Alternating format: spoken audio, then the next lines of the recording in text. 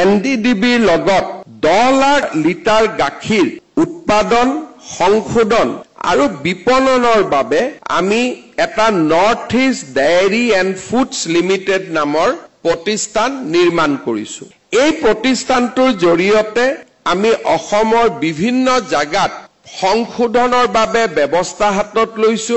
ধেমাজিত 1 লাখ লিটাৰ, যোৰহাটত 1 লাখ লিটাৰ, ডিব্ৰুগড়ত 1 লাখ লিটাৰ, কাছাৰত 1 লাখ লিটাৰ, বজালিত প্ৰায় 25,000 লিটাৰ আৰু আমাৰ গুৱাহাটীত পুৰবী ডায়েৰী বুলি য'ত কয় তাত 3 লাখ লিটাৰ।